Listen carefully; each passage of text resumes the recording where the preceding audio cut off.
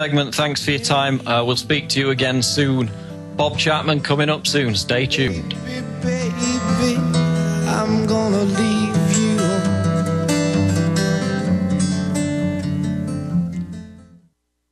This is Alex Jones with 5 good reasons you should consider buying a solar power generator. Number 1, new climate legislation could easily double or triple your electric bill. Number 2, our new energy czar wants to control how much power your electric company allows you to have. It's true. Total government control of electricity in the name of smart grid technology is coming. Number 3, in some areas of the country, the power grid is dangerously overloaded. And now, new socialist legislation is only compounding the problem. Number 4, dangerous weather is always a threat to local grids. Every year, thousands of families lose their power from weather-related outages. Number 5, a solar power generator provides powerful backup insurance and peace of mind. Folks, I really believe in the solar power generators offered by Solutions from Science, one of my oldest sponsors. You can get more information at www.mysolarbackup.com. That's mysolarbackup.com. Remember, the government doesn't own the sun, so go to mysolarbackup.com or call 1-877-327-0365.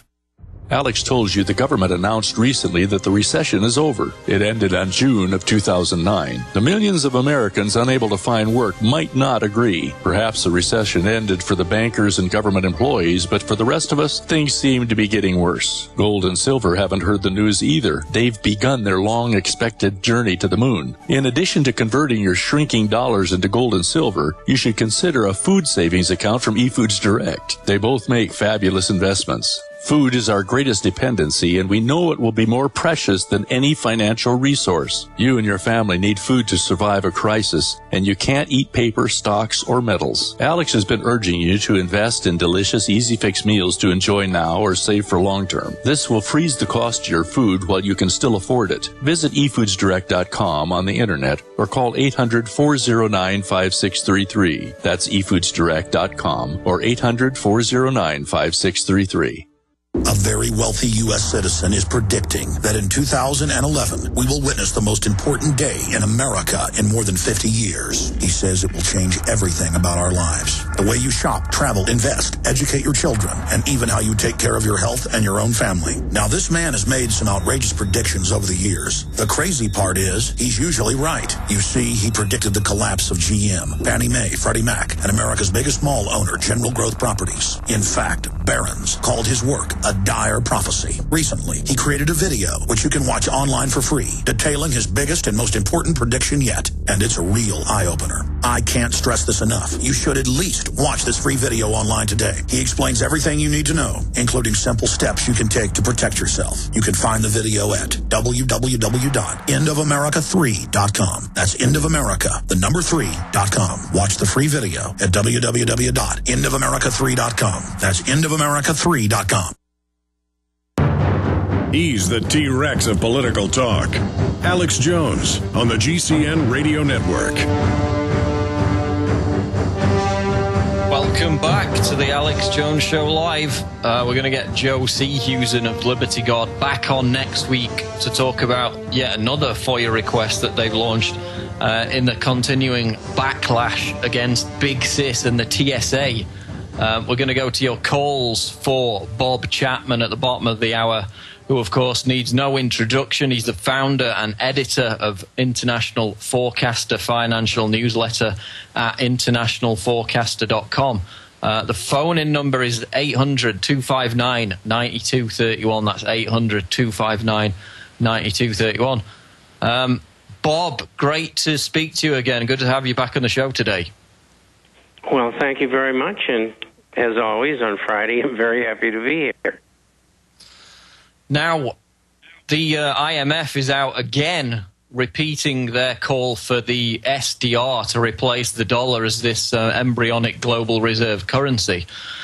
And, of course, we know from previous IMF documents that were published last year that this SDR transference is merely a stepping stone to the eventual implementation of a truly global currency that will be controlled by a global central bank. And they've even named what the global currency will be called. It's the Bancor currency.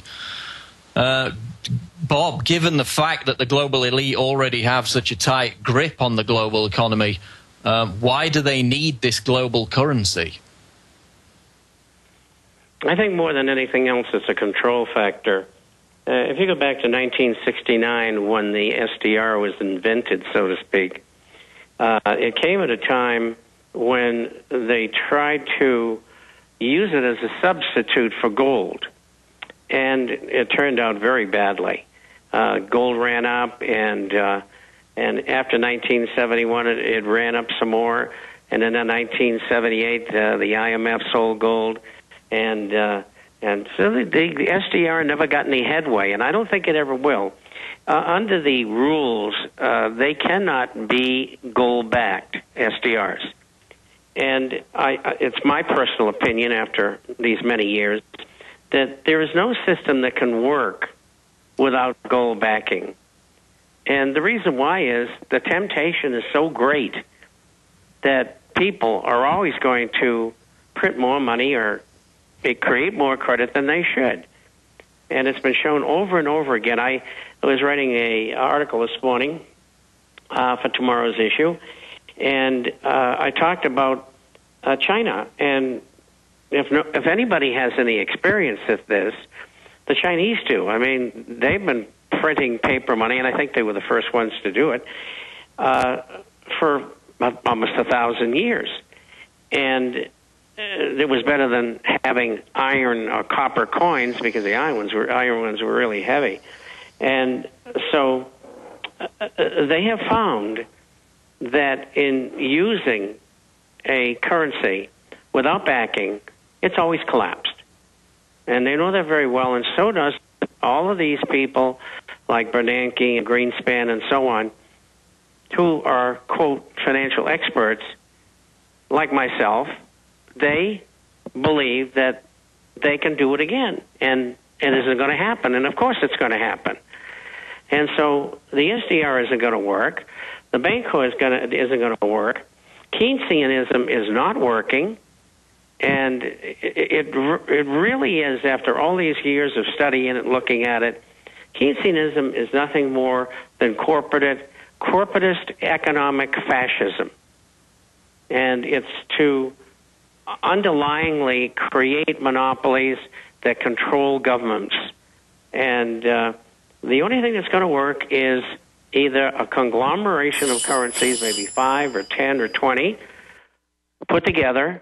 They all have gold backing, and they all have a percentage interest in the unit, in an index.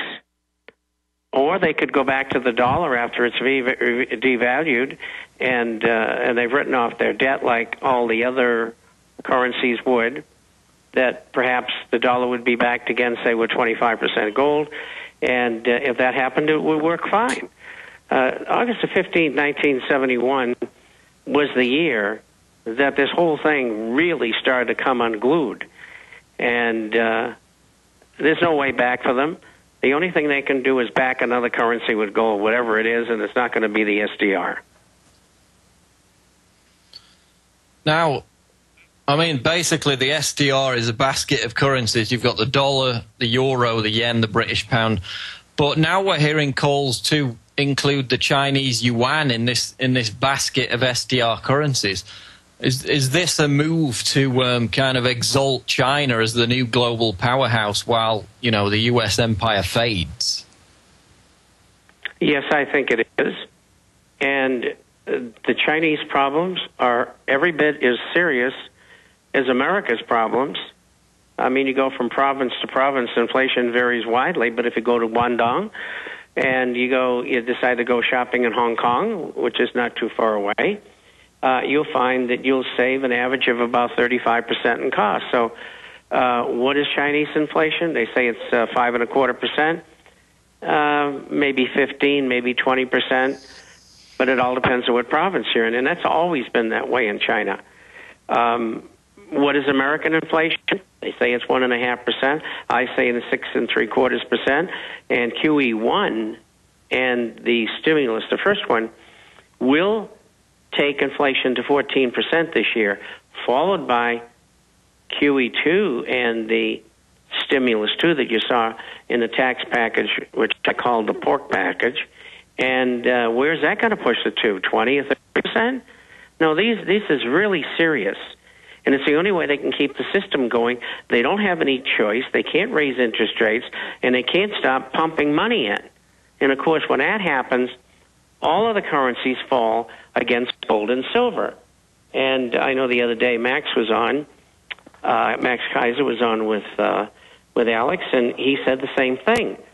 And over the last 10 out of 11 years, the average loss of the nine largest currencies over that period was 15.25%, and with silver it was 20.38%. So it's an ongoing situation where all currencies are falling in value against gold and silver, and the reason why they are is that they continue to create money and credit, and there's a number of ways to do it, which I won't go into, and they're destroying the currencies, and the only way to protect yourself is go to gold and silver. And, of course, on the subject of inflation, of course, unlike the Federal Reserve, the Bank of China is constantly hiking up interest rates to try and cope with it. We had, of course, you're predicting 14% real inflation in the United States by the end of the year. Last week I wrote an article based on what the National Inflation Association were saying, and basically they were saying that everything that we've seen unfold on the streets of Cairo over the past 2 or 3 weeks will come to resemble American cities by 2015, they said. Of course, food inflation and food shortages were two of the primary reasons why the revolution in Egypt was started in the first place. You had Egyptians spending 40% of their income on food alone as a result of the inflation that had taken place. In America, it's roughly, at the moment, it's roughly 13% of income is spent on food. But, Bob, we've got the money supply. It's going to have risen by 192% by the time QE2 is finished, and that's not even taking into account QE3 and QE4, as you mentioned. Tell us how this inflation is going to impact Americans over the next few years, and what can they do about it? Is it just buying gold, or is it a combination of that and storable food? What can people do to prepare for this inflationary holocaust? Well, it's what we've talked about for a long time on this program and others, and it's dehydrated, freeze-dried foods, a water filter, and something to defend your family. Very, very important, because today it's very difficult to keep your job, and if you're lucky enough to that, you won't need it right away, the food. On the other hand, people are getting laid off left and right. Big corporations, they haven't hired much at all, and that's how they are improving their bottom line. So I expect, in fact, I did a program this morning on Press TV in Tehran, and I was talking about the reason why we would not have better employment figures. We're looking at, if you check the birth-death ratio, which is the birth and death of jobs, and that was something that was thought up in order to manipulate the employment figures. If you throw that out and you add its components,